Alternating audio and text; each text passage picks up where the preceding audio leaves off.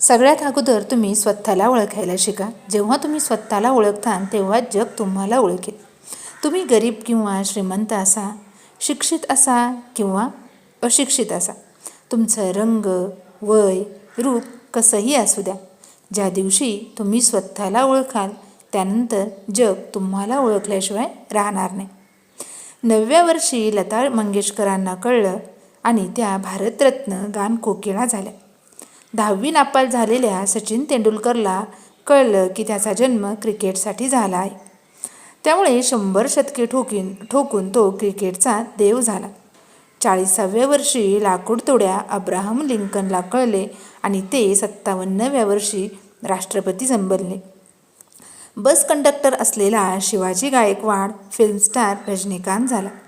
एक साधी शिक्षिका असलेल्या मदर तेरेसा, त्या गेल्यावरही त्यांची मिशनरी रोज 40 लाख लोकांना मोफत जेवण देते. एक साधे वकील मोहनदास करमचंद गांधी यांना आफ्रिकेत रेल्वेतून ढकलले आणि ते राष्ट्रपिता महात्मा गांधी बनले. वेटर असलेला अक्षय कुमार फिल्म स्टार झाला. स्कूल ड्रॉप झालेल्या स्टीव्ह जॉबने जागतिक डिजिटल क्रांती केली.